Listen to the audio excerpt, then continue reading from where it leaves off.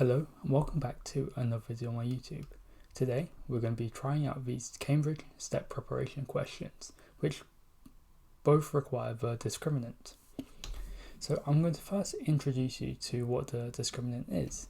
The discriminant is b squared minus 4ac, but this may look quite familiar because it's within the root of the quadratic formula, which you may have seen before. There are three conditions to do with the discriminant. If the discriminant value is greater than 0, then the quadratic has two solutions. If it's equal to 0, then it only has one repeated solution.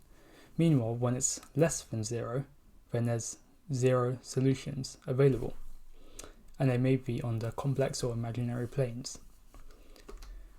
So for this part A, we need to find the values of b for which the following equation has one single repeated root. We're going to be using the discriminant here, and b squared minus 4ac has to be equal to 0 if there's only one single repeated root. When we input the values from the quadratic equation into the discriminant, we get this: b squared minus 4 times 9 times 4, because a is 9, b is b, and c is 4. And when we set this equal to 0 and expand it out, we get b squared is equal to 144. So what could b actually be?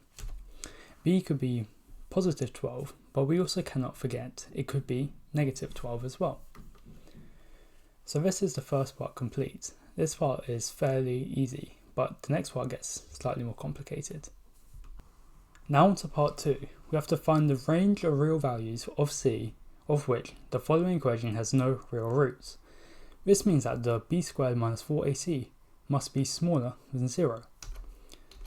So when we input the values into the equation, we get 5c all squared, take away 4 times 3 times c. And when I expand this out, as I've done quickly here, we get 25c squared minus 12c, and this must be smaller than 0. So how do we work out what values of c are smaller than 0? We're first going to factorize it, taking out a factor of c from both the 25c squared and the minus 12c. And this tells us what the roots are of this equation.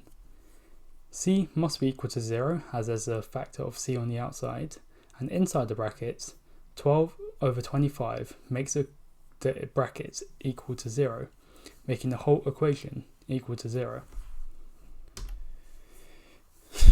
So here's the graph of 25c squared minus 12c. The points where it crosses the x-axis are the roots we have just established, 0 and 12 over 25. So what values of c from the graph can you see are below 0? It is anywhere between the roots, right? Because everything is below the x-axis between the roots. And there we have it. That's the simple solution to this equation. So thank you for watching this video today. Please leave a like and subscribe, and I'll see you next time.